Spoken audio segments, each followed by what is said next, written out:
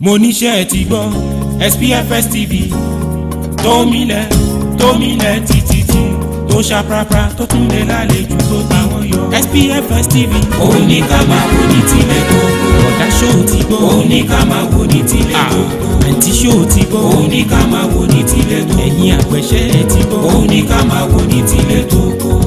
SPFS TV lórí YouTube subscribe ẹ̀kọ́ àgbẹ̀ tó yè kóró. ìròyìn lóríṣiríṣi nípa agriculture. SPFS TV òun ní ká máa wò ní tilẹ̀ tó kó. ọ̀dà ṣó ti gbọ́ òun ní ká máa wò ní tilẹ̀ tó kó. àǹtí ṣó ti gbọ́ òun ní ká máa wò ní tilẹ̀ tó kó. ẹ̀yin àpẹ̀ṣẹ́. Have you ever wondered what Agric business is all about? Have you ever, found out that agric business is good business, especially pig farming, which we'll be discussing today on Let's Talk Agric program on African #1 Agro TV. Talking to you live from Ibadan, your state capital, this afternoon. I want to say welcome on board and thank you so much for joining us on this very episode of Let's Talk Agric on SPFS TV, Survivor Poultry Farms Services Television, here in the city of Ibadan. You can call me Sisi Teju. It promises to be engaging, insightful, and very interesting this afternoon as we have our guest here with us on the show, who is going to be telling us how lucrative pig farming is, especially when we talk about pig farming in Africa, in Nigeria, in Oyo State. What do you need to know? How do you need to start? How do you even forge ahead if you have started, talking about making it big in pig farming? Just join us after this short break. It's still SPFS TV, live from the city of Ibadan. Let's talk Agric.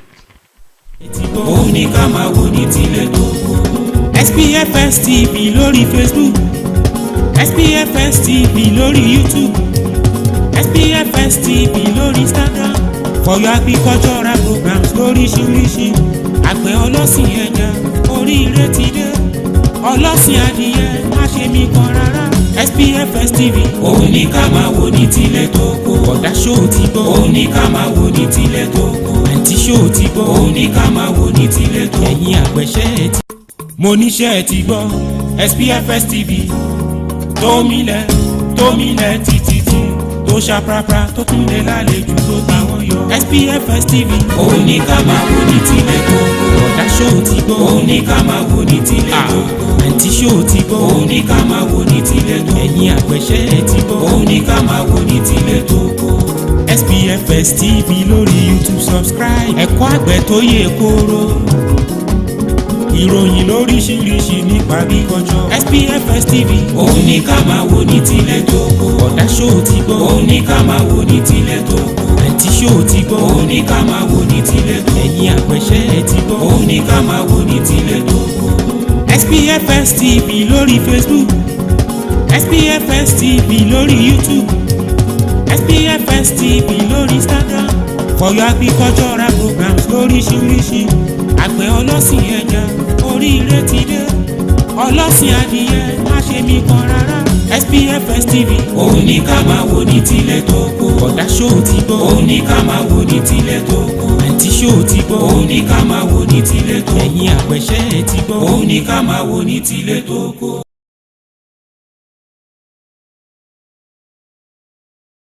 mo níṣẹ́ ti gbọ́ SPFS TV tó milẹ̀ títí tó ṣàprápra tó tún lè lálejò tó táwọn yọ. SPFS TV òun ní ká máa wò ní tilẹ̀ tó kó. ọ̀dà ṣó ti gbọ́ òun ní ká máa wò ní tilẹ̀ tó kó. àǹtí ṣó ti gbọ́ òun ní ká máa wò ní tilẹ̀ tó kó. ẹ̀yin àpẹ̀ṣẹ́ ti gbọ́ òun ní ká máa wò ní tilẹ̀ tó kó. SPFS TV lórí YouTube subscribe ẹ̀kọ́ àgbẹ̀ tó yè kóró. ìròyìn lóríṣiríṣi nípa agriculture. SPFS TV òun ní ká máa wò ní tilẹ̀ tó kó. ọ̀dà ṣó ti gbọ́ òun ní ká máa wò ní tilẹ̀ tó kó. àǹtí ṣó ti gbọ́ òun ní ká máa wò ní tilẹ̀ tó kó. ẹ̀yin à. All right, welcome back, listeners and viewers at home. Thank you once again for joining us on this very interesting episode of Let's Talk Agric on SPFS TV. Ibadan. As you can see, we have our guest live here in the studios this afternoon, who is going to be speaking to our topic for today, which is pig farming. Yes, of course, you know, I have interest in pig farming so much because we are talking about meat here. We are dealing with meat, especially pork. So what is it about pig farming? What should you know, or what do you know that you need to know more about, especially on pig farming? I have the honors to introduce to you this afternoon our guest on the show, the person of Mr. Fatoye Ayobami, popularly known as Ayobami. He's the CEO of Fatoye Farms. It's so good to have you on the show this afternoon, sir. Thank you for joining us. Ẹ jẹ́ kí n bẹ̀rẹ̀ báyìí torí bá ṣe ń ṣe fún ìfitì àwọn èèyàn wá ti mọ̀ bẹ́ẹ̀ náà ni a máa ṣe ní ti èdè wa ń wí. Let's talk about you being a pig farmer. How has it been for you? Pig farming.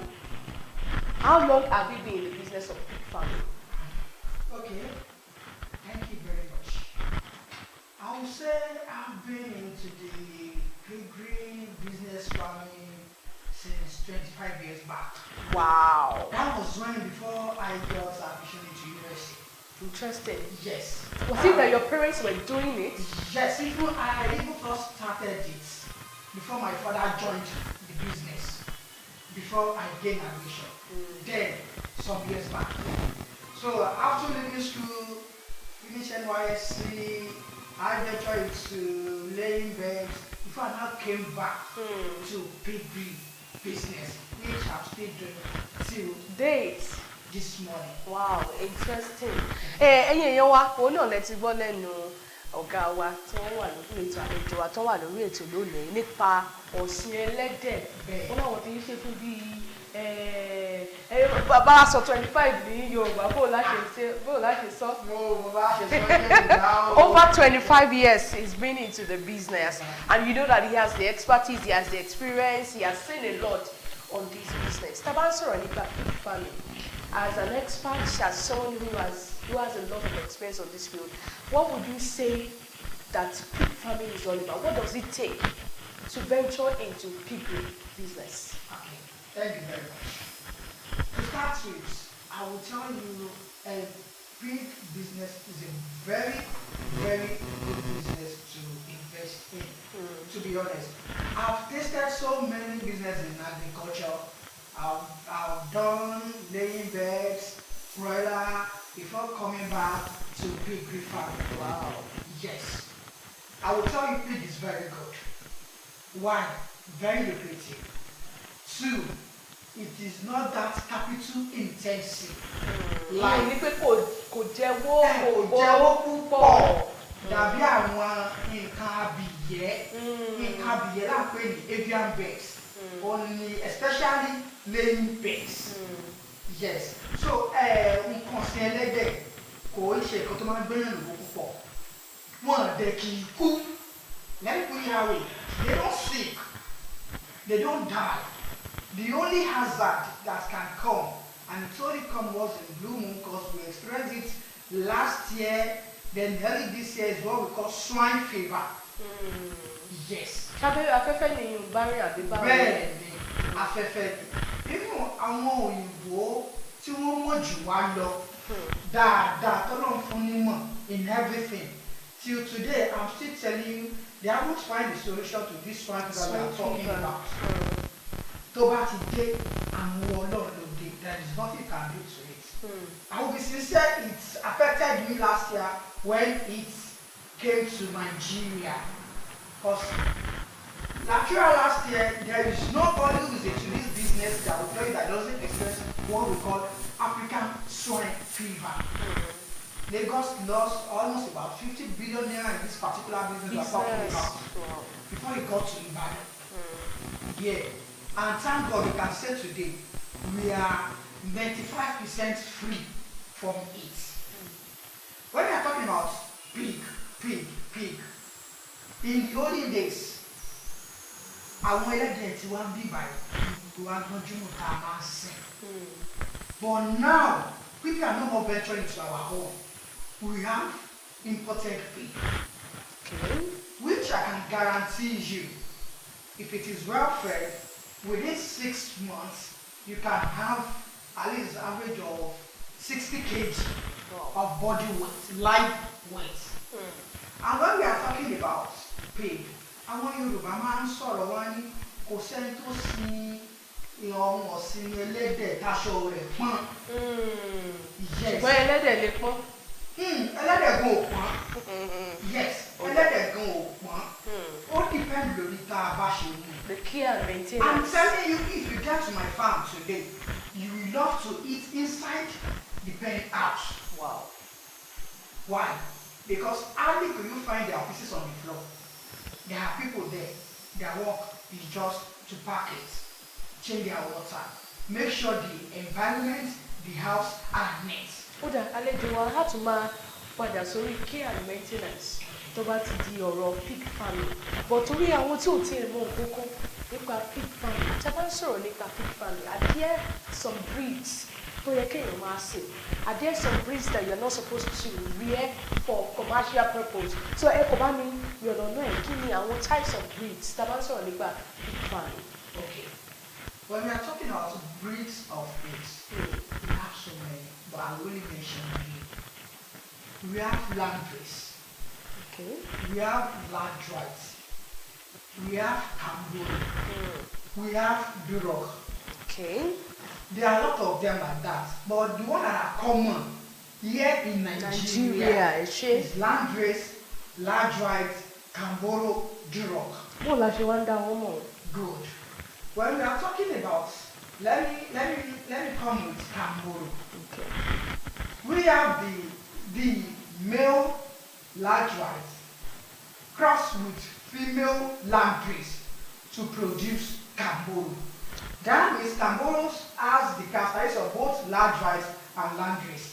We are talking about Camboro, very long, very long, with dropping here like this, dropping here, and especially they are brownish, not light brown in color. Okay. And when we are talking about Duroc, I call them portable. Oh. Portable. Ní pé wọ́n yìí gánlẹ̀ púpọ̀. Well, they are very good in meat. They have meat. Well, especially when you are dealing with fattening, they are very good in fattening. Because we have categories in this our pig business we are still talking about. We have some that they specialize as a breeders, and we have some that specialize as a fattener. Breeders, these are the set of people that their own work is just to breed. They breed. Once they produce the piglets, I mean, let me say once they are so farrow, that is the terminology we use in Okay, for giving birth. Yes, act of giving birth. Okay. Is what we call farrowing. Exactly. Okay. So those people, they don't do fattening. They only sell to those that want to establish fat. Oh, interesting. I think that's what I'm saying. Like I personally, as I'm talking to you, I don't do fattening. I'm only a breeder. I sell to those that want to start piggery farming.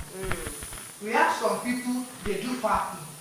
And fattening, some people, they castrate, some they don't castrate. In order to meet up with targets. But I don't tell people, it depends on feeding. But the way I will tell people, both landrace, ladrite, Camboro, Duroc, they are all good. For breeding. For rearing. But what I do tell people is garbage in, garbage out business.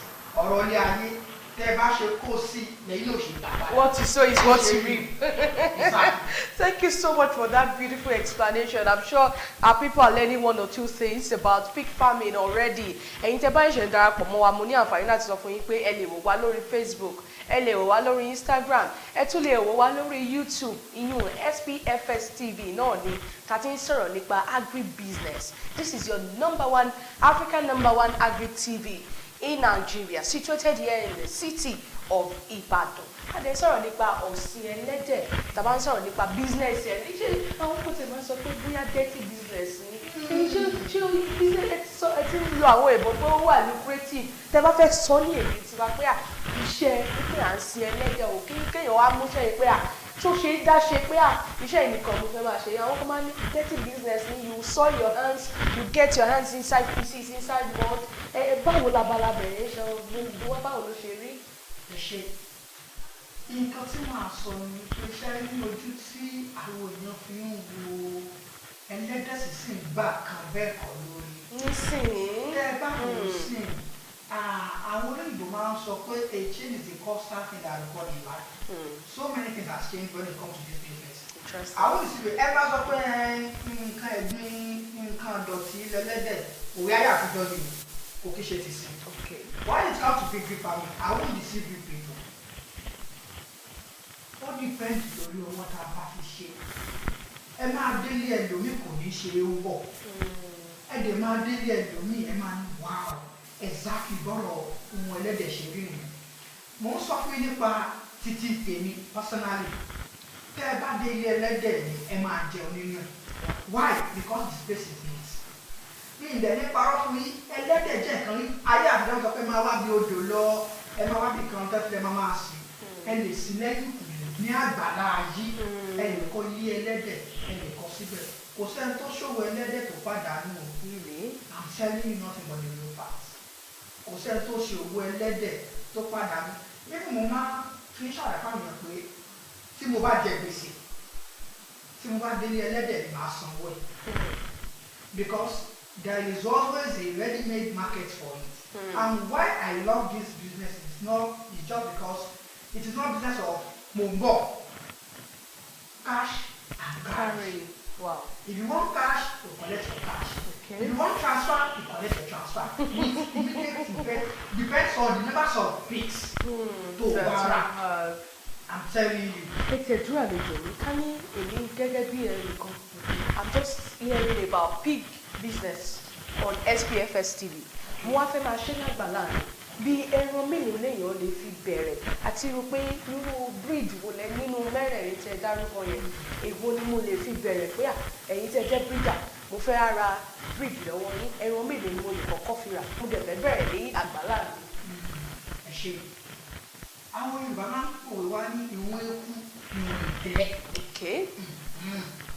Sherry, one thing about it is this. All depends lórí capacity yìí. Let me use mine as an example.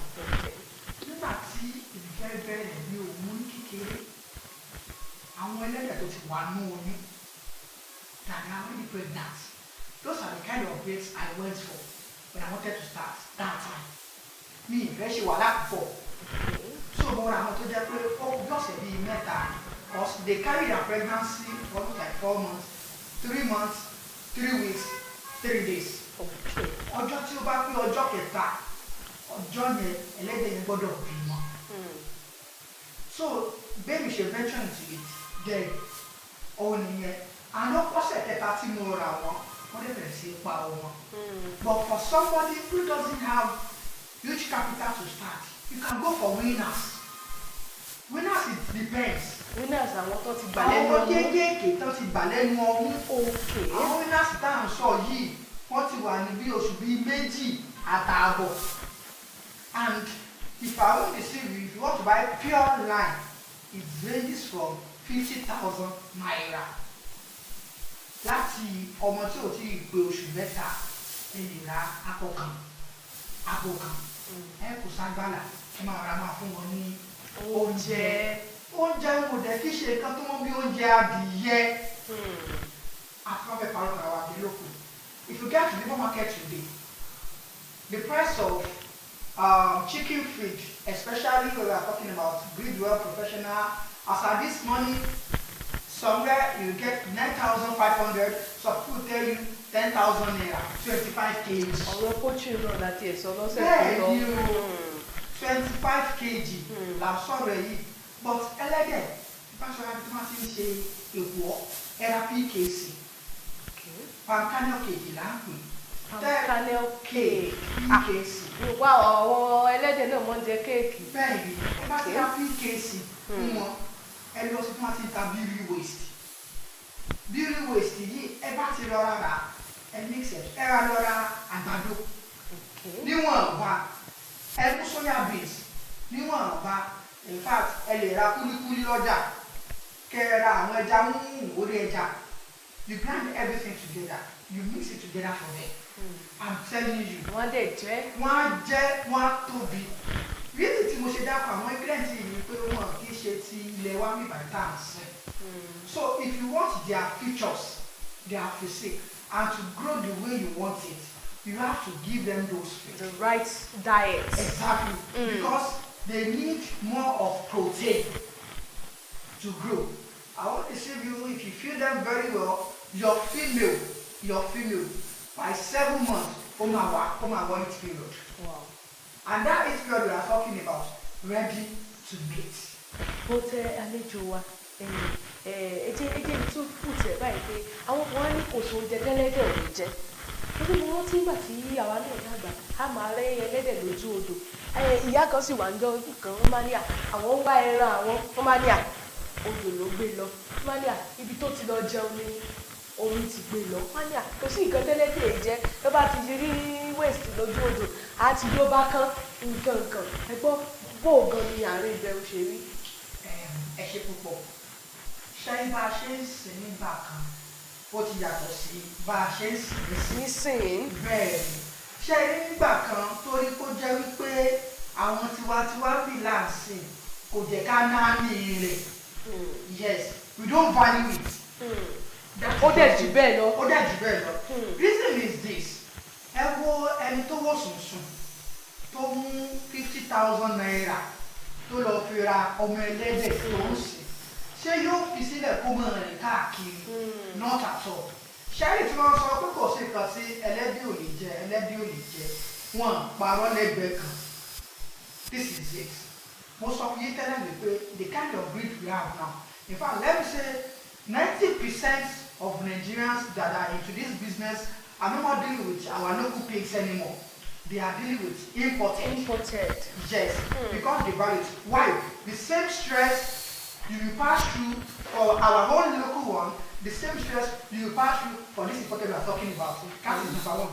Number two, the same period, 3 months, 3 weeks, 3 days, for our local one to carry the pregnancy, the same period the imported one also will use to carry pregnancy. Interesting. Can you now say that it is preferable if you want to venture into a business, you venture into it, not that they can chat. Àwọn kan ṣe tèmi náà ṣe. Exactly. So the truth of the matter is now this. Tẹ́ bá ti fún wọn ní oúnjẹ dáadáa ní àárọ̀. I said it earlier on, let it be 70% proteinous food. Ó máa jẹ́ kí wọ́n lè tètè tóbi dáadáa gẹ́gẹ́ bẹ́ẹ̀ ṣe fẹ́. Ó wá lè dúró lẹ́ lóúnjẹ ṣá tẹ̀ ẹ̀kan sọ yẹn. Wípé okay maybe remnants like èèyàn jẹ oúnjẹ wù èèyàn dà fún wọn. Bọ̀ àwọn tó ń ṣe ní kéékèèké lẹ́yìn ìkùlé lágbàdá wọn olùyẹ dáa fún wọn. Àwọn tí wọ́n mú gẹ́gẹ́ bí business oúnjẹ àjẹkù mélòó náà fẹ́ wà lọ́pẹ́ sọ pé àwọn fẹ́ máa fún wọn. So wọ́n fẹ́ ṣe business. You do business. I love that remark. Tẹ́ bá fẹ́ ṣe business ẹ bẹ̀ kàn mọ̀ pé business rèé kẹ̀dẹ̀ face yẹ. Ẹ rí i pé tẹ́ bá wojú aago yín ó ti tó àsìkò láti dókè lọ́hùn ẹ̀já sáré ṣe ìpolówó ọjà mélòó kan tá a bá dé lẹ́yìn ìpolówó ọjà ọ̀hún á tún máa wọnú ọ̀rọ̀ tòní lọ lẹ́kùnrẹ́rẹ́ nípa àwọn tó ń ṣe in the big way commercial pig farming in Nigeria. SPFS TV ni o ẹ má gbé kúrò ńbẹ̀. Òní ká máa wo ní tilẹ̀ tó àǹtí ṣó ti gbọ́. Òní ká máa wo ní tilẹ̀ tó ẹ̀yin àpẹ̀ṣẹ́ ẹ ti gbọ́. Òní ká máa wo ní tilẹ̀ tó SPFS TV lórí YouTube subscribe. Ẹ̀kọ́ àgbẹ̀ tó yè kóró. Ìròyìn lóríṣiríṣi nípa agriculture. SPFS TV. Òní ká máa wo ní tilẹ̀ tó ọ̀dà ṣó ti gbọ́. Òní ká máa wo ní tilẹ̀ tó àǹtí ṣó ti gbọ́. Òní ká máa wo ní tilẹ̀ tó ẹ̀yin àpẹ̀ṣẹ́ ẹ ti gbọ́. Òní ká máa wo ní tilẹ̀ tó. SPFS TV lórí Facebook. SPFS TV lórí YouTube. SPFS TV lórí Instagram. For your agricultural programs lóríṣiríṣi. Àgbẹ̀ ọlọ́sìn ẹja oríire ti dé. Ọlọ́sìn adìyẹ má ṣe mí kan rárá. SPFS TV òní ká máa wò. Mo níṣẹ́ ẹ ti gbọ́ SPFS TV tómilẹ̀ títí tó ó ṣàprápra tó tún lè lálejò tó táwọn yọ. SPFS TV òun ní ká máa wò ní tilẹ̀ gbogbo. ọ̀dà ṣó ti gbọ́ òun ní ká máa wò ní tilẹ̀ gbogbo. àǹtí ṣó ti gbọ́ òun ní ká máa wò ní tilẹ̀ gbogbo. ẹ̀yin àpẹ̀ṣẹ́ ti gbọ́ òun ní ká máa wò ní tilẹ̀ gbogbo. SPFS TV lórí YouTube subscribe. ẹ̀kọ́ àgbẹ̀ tó yè kóró. ìròyìn lóríṣiríṣi nípa agriculture. SPFS TV òun ní ká máa wò ní tilẹ̀ tókò. ọ̀dà ṣó ti gbọ́ òun ní ká máa wò ní tilẹ̀ tókò. àǹtí ṣó ti gbọ́ òun ní ká máa wò ní tilẹ̀ tókò. ẹ̀yin àpẹ̀ṣẹ́ ti gbọ́ òun ní ká máa wò ní tilẹ̀ tókò. SPFS TV lórí Facebook. SPFS TV lórí YouTube. SPFS TV lórí Instagram. for your agricultural programs lóríṣiríṣi. àgbẹ̀ ọlọ́sìn ẹja oríire ti dé. ọlọ́sìn adìyẹ má ṣe mí kan rárá. SPFS TV òun ní ká máa wò ní tilẹ̀ tókò. ọ̀dà ṣó ti gbọ́ òun ní ká máa wò ní tilẹ̀ tókò. àǹtí ṣó.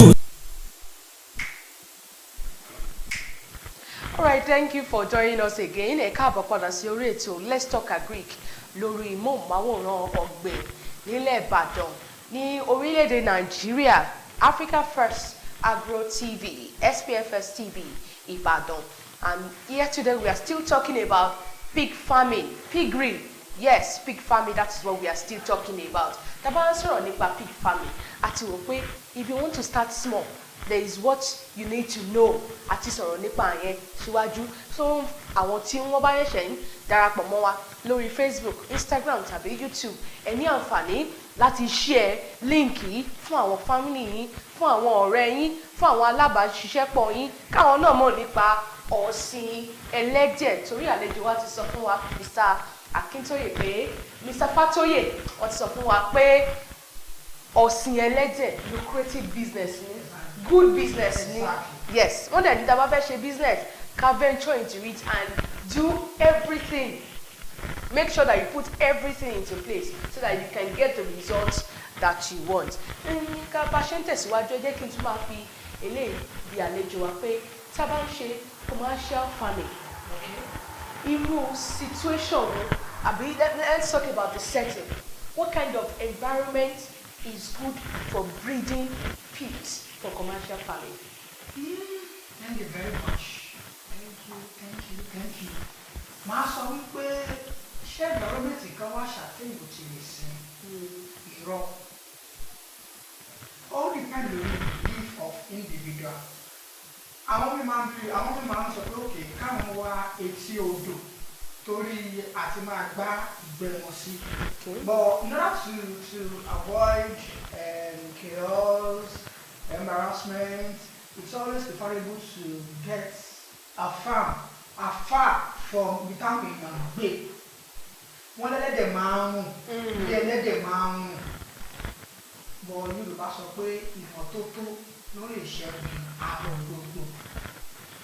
Tí ilé ẹlẹ́dẹ̀ bá mọ́ tónítóní, tá à ń gbà lóòrèkóòrè, mo lè sọ fún yín pé òórùn tẹ̀lé ẹ̀sẹ̀ ó lè máa wà. And when you are going to a commercial piggery farming, you want to do a business. You do a sock away in your farm. Okay. Then you channel your feces into it. Okay. Exactly. Once you do that, I'm telling you 100% sure there will be nothing like hold up in your farm. Because by the time òṣìṣẹ́ wọn bá ti bẹ̀rẹ̀ sí gbá ìgbẹ́ tí wọ́n fọ nílé, inú sock away straight ló máa wọ̀ lọ.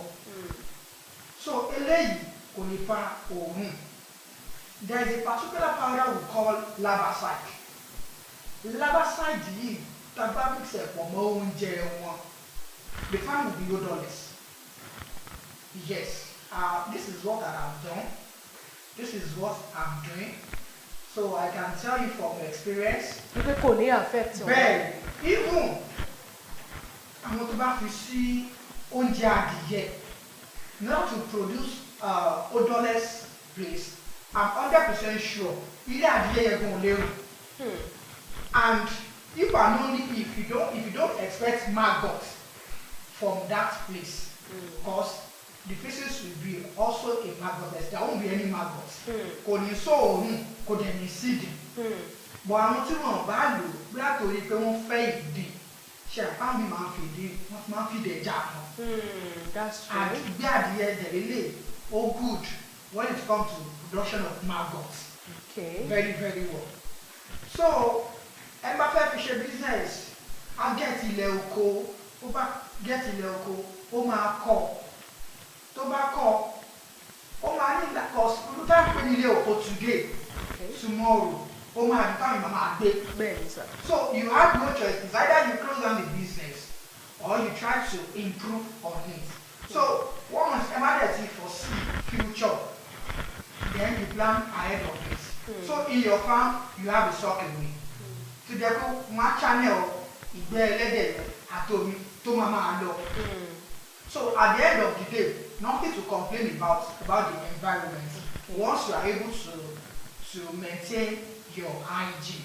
It's as simple as that. So that's to say that kò sí ibi tí èèyàn ti lè ṣe pig farming láàrin ibi táwọn èèyàn gbé ní o àbí ibi táwọn èèyàn gbé kò sí ibi tí as long as one is very very neat about it and you go through the right process. Ó dà ẹ jẹ́ kí a tún sọ̀rọ̀ nípa tó rà tí ń lọ́nà care and management lọ náà nìyẹn pé mo ti gbọ́ pé tí ẹlẹ́dẹ̀ tó bá bímọ ńsìn wọ́n á ní àwọn ọmọ ẹ̀ wọ́n á kọ́ títí tiwọn ètò kí ni àǹfààní pé wọ́n ń kọ́ títí ti ọmọ ẹlẹ́dẹ̀ yìí piglet kí ni ohun tó máa ń fi kí ló máa ń ṣe kí ló máa ń fà àbí kí ni ìdí tí àwọn ọlọ́sìn ẹlẹ́dẹ̀ fi máa ń gbé irú ìgbésẹ̀ báyìí.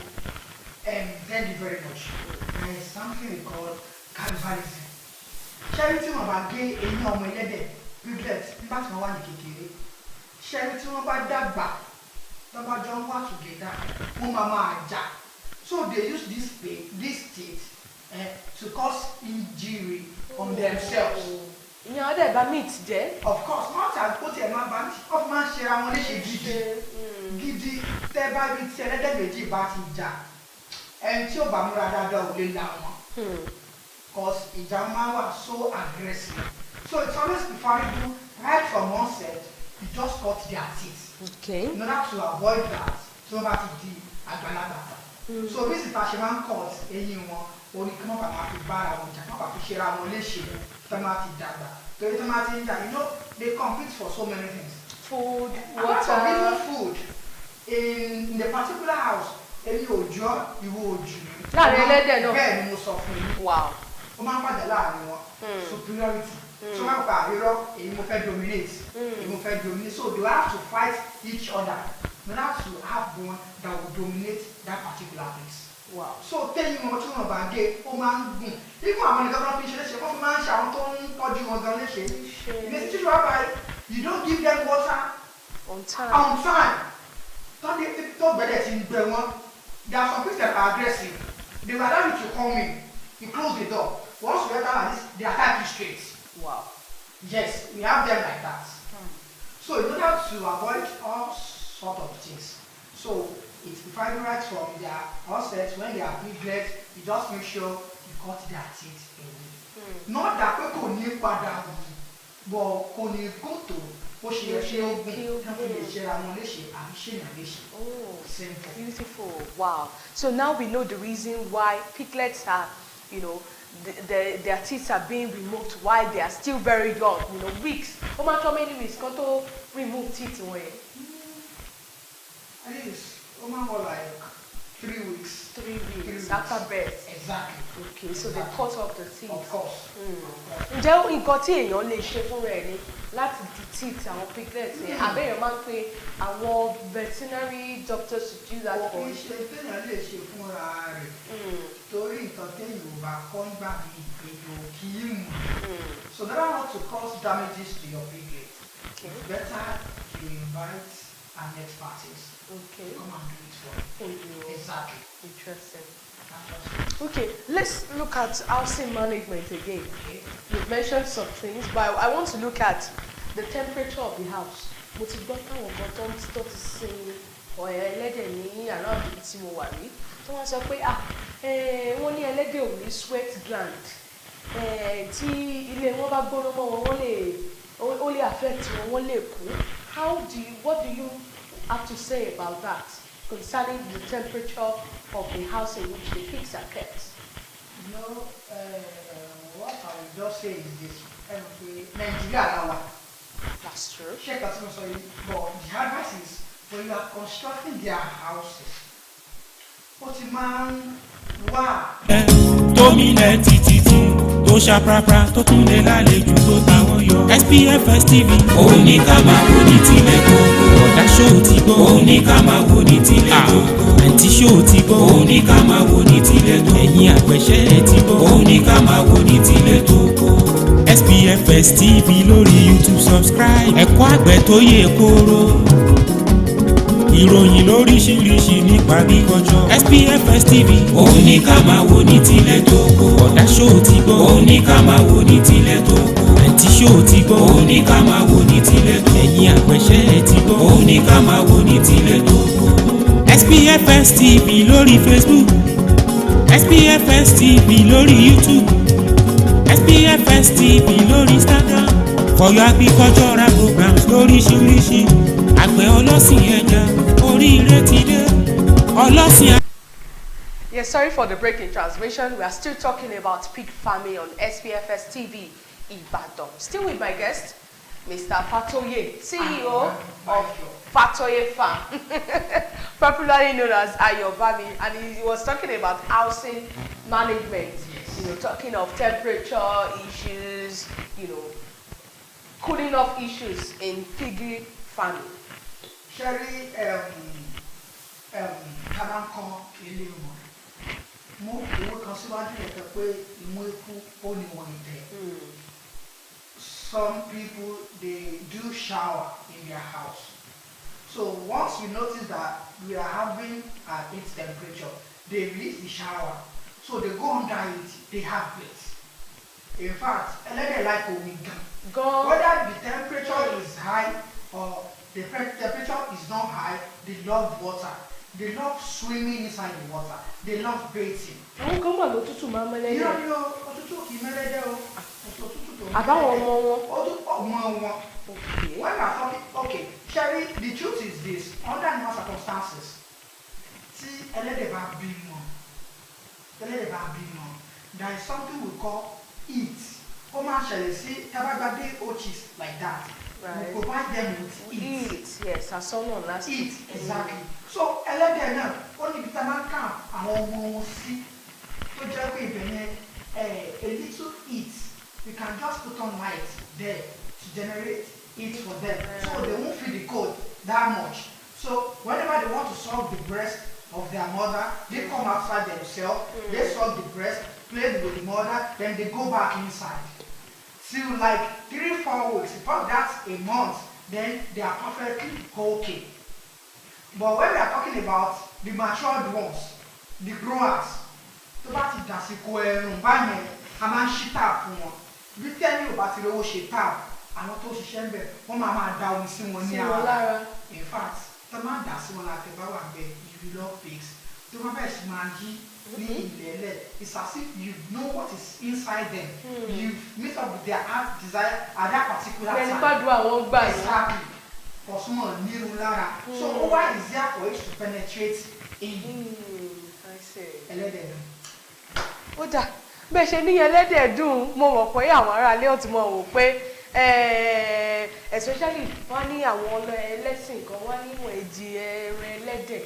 Ṣé bá wò pé àwọn ẹlẹ́sìn kò kí ń jẹran ẹlẹ́dẹ̀ bóyá ẹni tí Bíbélì sọ ni bóyá ẹni tí Kùránì sọ ni, ǹjẹ́ irú àwọn beliefs báyìí ṣó máa affect poultry farming business? What do you have to say about that with your over 25 years, you know, doing this business? Is there at any point in this business, religion, you know, beliefs, have you ever affected this business in which you are engaged in? Let me say no. Reason is this: it is here in Nigeria that we deceive ourselves. Yes. Nigeria Latin farm because we believe or norms to affect business of pig.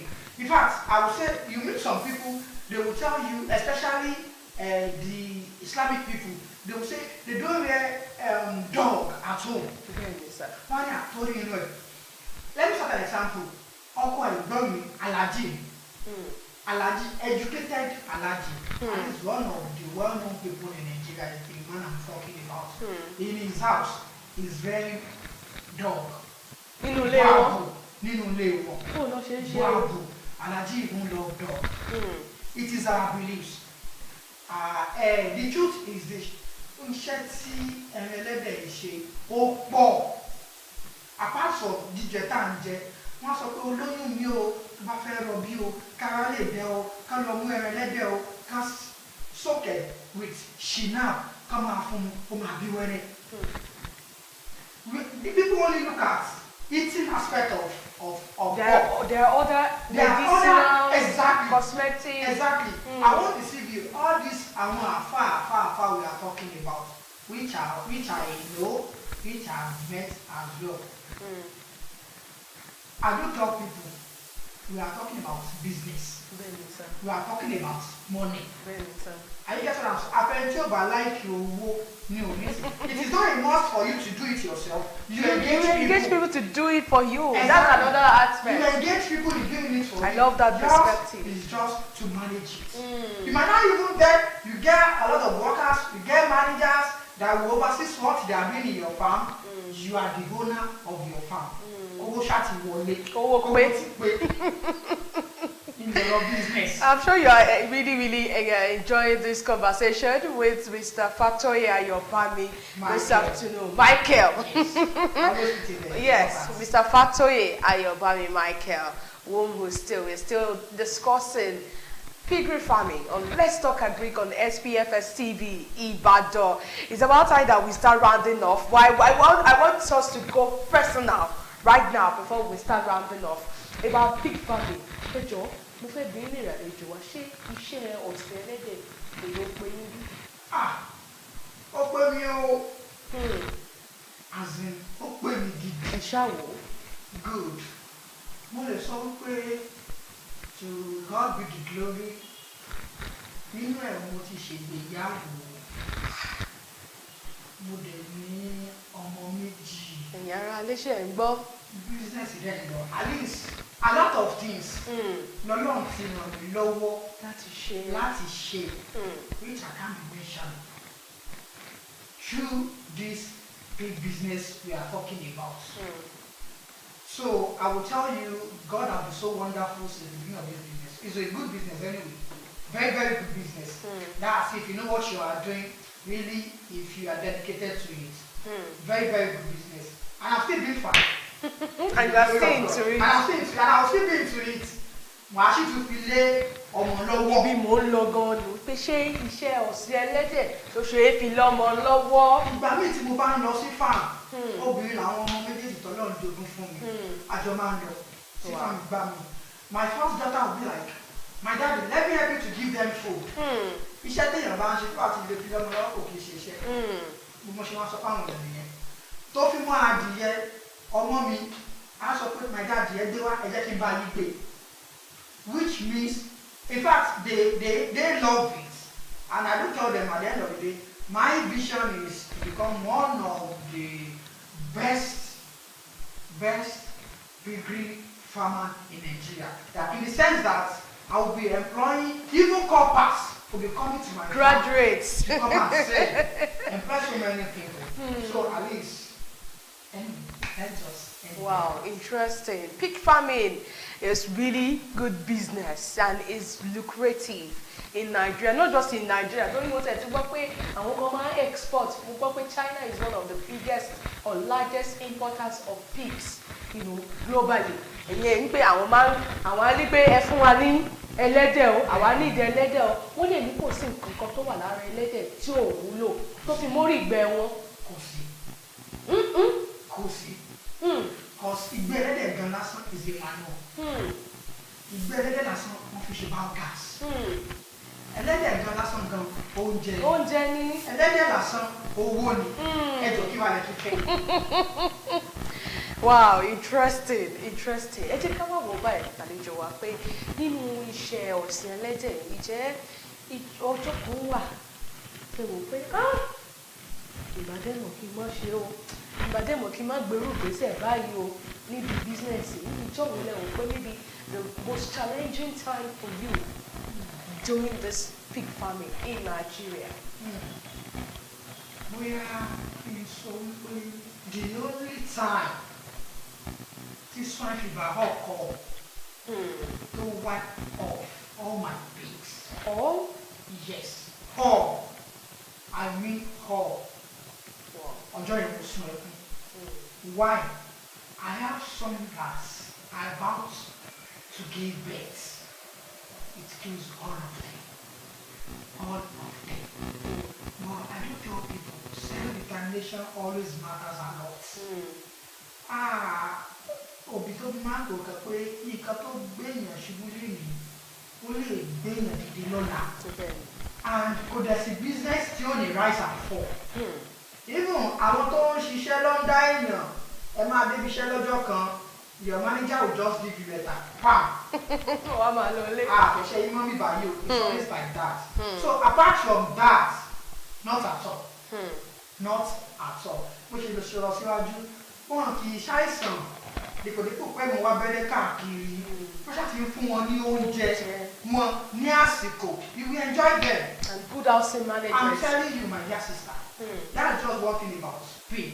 Ẹ jẹ́ wá wo oyè ìdákejì pé ìjọ́wò lè sọ pé èmi rèé ká ní mo mọ̀ ni àti inú oyún ní ìtìmọ̀ ṣe iṣẹ́ ọ̀sìn ẹlẹ́dẹ̀ o tí mo yín dùn jù. Ìjọsìn kọ́kọ́ make for sales mi ní o.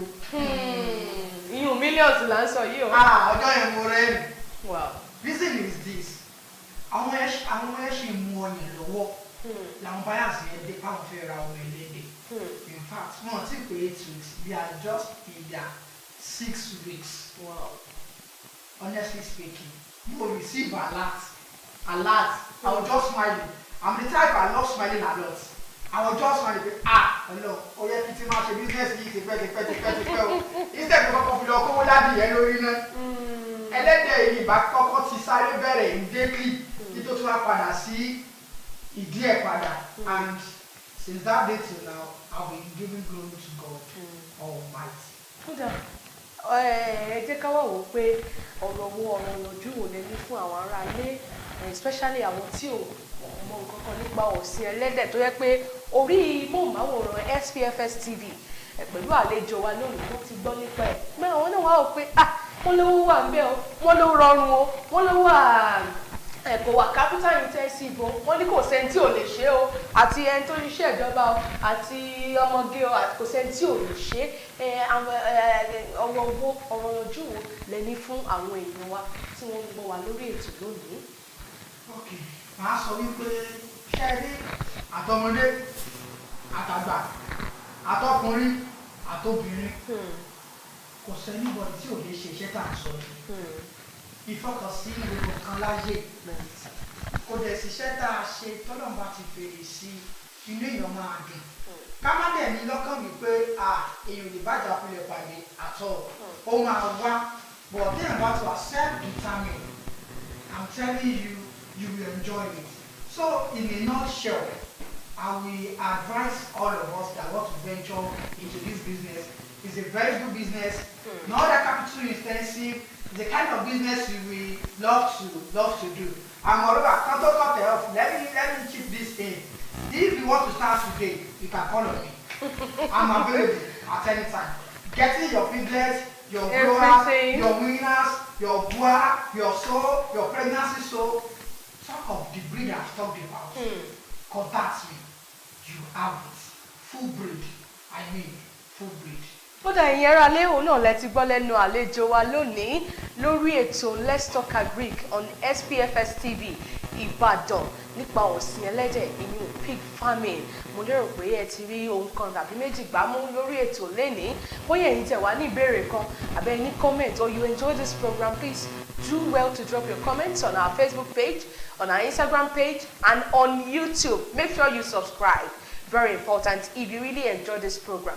Kí wọ́n máa kí àlejò wa lórúkọ olùdarí àgbà iléeṣẹ́ Survivor Poultry Farm Services. Wọ́n ní ká máa kí yín ní pé ẹ ṣé gan ni pé a pè yín. Àwọn aráalé náà ní ká máa kí yín pé ètò tún sọ lónìí o àwọn òmùlò àwọn ò ní gbọ́ lásán lórúkọ ọ̀gá àgbà wa nílé iṣẹ́ Survival Farms oníkàgbé fún yín pé ẹ ṣe gan-an ni o àdúpẹ́ alérò pé tá a bá pè yín lọ́jọ́ míì ẹ ó jẹ wá àbí bẹ́ẹ̀ kọ́ ni. ẹ ṣe gan ni gbogbo èyí tí ẹ fìfẹ́ bá wa jẹ́ lónìí. Thank you very much for joining us on this very interesting episode of Let's Talk Agric on SPFS TV Ibadan.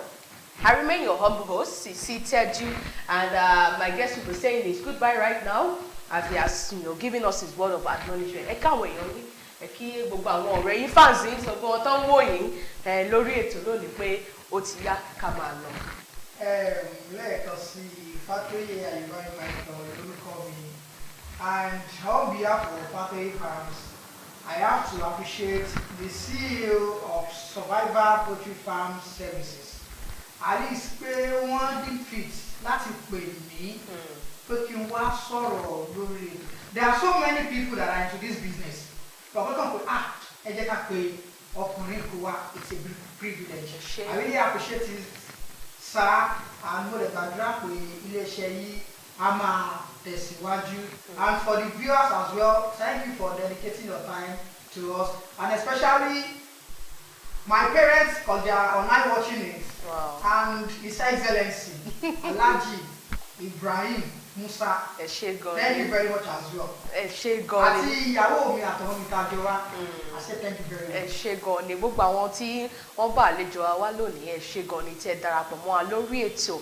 Tẹ́ bá wá tẹ́ gbádùn ètò ti tọ̀sẹ̀ yìí tó bá di ọ̀sẹ̀ tó ń bọ̀ ọjọ́ Wednesday náà ni láti 12 noon to 1 p.m. Make it a date with us to enjoy Agric and let's talk Agric business. Agric business is good business. So don't miss all of the updates that will be coming to you from SPFS TV. Lórúkọ àwọn tí àjọ pòpọ̀ tàjọ ṣètò lónìí, Ọpẹ́ ọmọ Sam mo kí gbogbo wa pé ẹ ṣé ẹ kú àtàárọ̀ yóò máa jí wa ṣe láṣẹ Elédùmarè. Ọ̀sẹ̀ tó ń bọ̀ náà ní kẹ́ tún darapọ̀ mọ́ wa. Orúkọ tèmi ni Sisi Teju. Thank you so much and see you next week. STV tómilẹ̀ títí tó ṣàprápra tó tún lè lálejò tó bá wọn yọ. SPFS TV òun ní ká máa wò ní tilẹ̀ gbogbo. ọ̀dà ṣóò ti gbó òun ní ká máa wò ní tilẹ̀ gbogbo. àǹtí ṣóò ti gbó òun ní ká máa wò ní tilẹ̀ gbogbo. ẹ̀yin àpẹ̀ṣẹ́ ti gbó òun ní ká máa wò ní tilẹ̀ gbogbo. SPFS TV lórí YouTube subscribe. ẹ̀kọ́ àgbẹ̀ tó yè kóró. ìròyìn lóríṣiríṣi nípa agriculture. SPFS TV òun ní ká máa wò ní tilẹ̀ tókò. ọ̀dà ṣóò ti gbọ́ òun ní ká máa wò ní tilẹ̀ tókò. àǹtí ṣóò ti gbọ́ òun ní ká máa wò ní tilẹ̀ tókò. ẹ̀yin àpẹ̀ṣẹ́ ti gbọ́ òun ní ká máa wò ní tilẹ̀ tókò. SPFS TV lórí Facebook, SPFS TV lórí YouTube, SPFS TV lórí Instagram for your agricultural programs lóríṣiríṣi. àgbẹ̀ ọlọ́sìn ẹja oríire ti dé, ọlọ́sìn adìyẹ má ṣe mí kan rárá. SPFS TV òun ní ká máa wò ní tilẹ̀ tókò. ọ̀dà ṣóò ti gbọ́ òun ní ká máa wò ní tilẹ̀ tókò. àǹtí ṣóò ti gbọ́ òun ní ká máa wò ní tilẹ̀ tókò. ẹ̀yin àpẹ̀ṣẹ́ ti gbọ́ òun ní ká máa wò ní tilẹ̀ tókò.